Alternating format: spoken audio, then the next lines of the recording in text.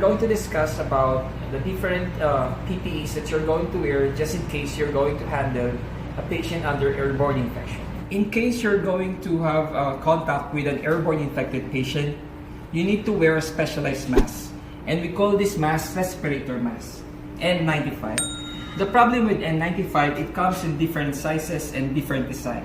That's why we cannot use any available N95 in the area. We should use the N95 that is fit tested on our face.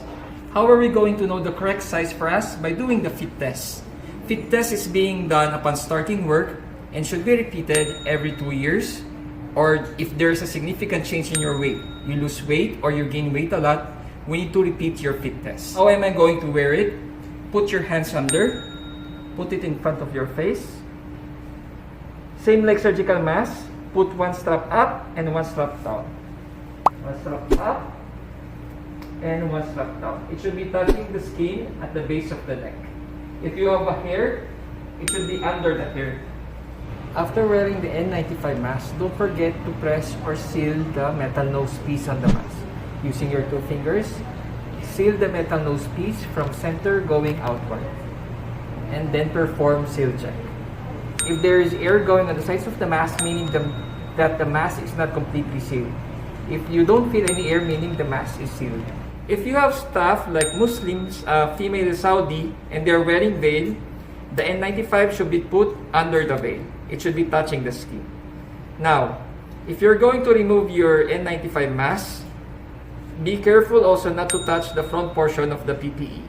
Same like surgical mask, start from removing the lower strap, and then the upper strap. Always remember that N95 mask is not single use. It can be reused for one shift. Okay, if your shift is 8 hours, you can use it for 8 hours. If it's 12 hours, for 12 hours. As long as that you assess that the mask is not visibly soiled. If you're going to reuse the N95 mask, you're going to put it in a brown paper bag, label it with your name, ID number, and date, and put it temporarily in the anteroom. Now, for those people who did the fit test but are unfit, and those for male healthcare workers who have facial hair and are not eligible to wear N95, what they can do is they can wear the PAPR. PAPR is short for Powered Air Purifying Respirator. I'm going to demonstrate now how I'm going to use the PAPR together with all the PPE. I'm going to start with hand hygiene again. Gown.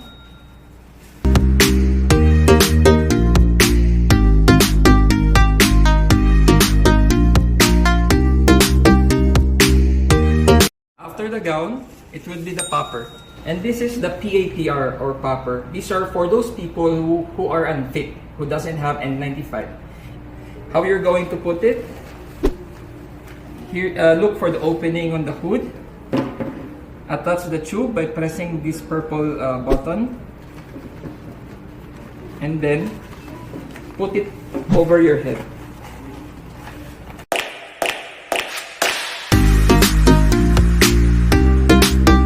After wearing the PAPR, I'm going to proceed to the gloves. So this is how you do the donning using the PAPR. You're going to start with hand hygiene, disposable gown, the PAPR, and last is the gloves. And then after putting the PAPR, you're just going to press the button here, and it will start to operate. Now you can go inside the airborne isolation room and do any intervention to the patient. Now I'm going to demonstrate to you on how to do the proper doffing with a PAPR. Always remember that when you're doing the doffing with the PAPR, you're going to remove everything outside the patient room or outside of the patient isolation room. You're going to start to remove first the gloves. After removing the gloves will be hand hygiene. After doing the hygiene, you're going to turn off the PAPR.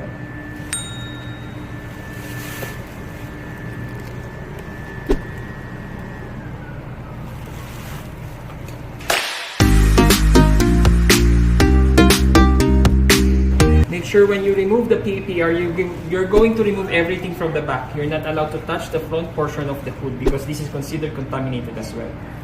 After removing the PAPR, next thing that you're going to remove is the gown. Same like before, you're going to remove from lower strap, then upper strap.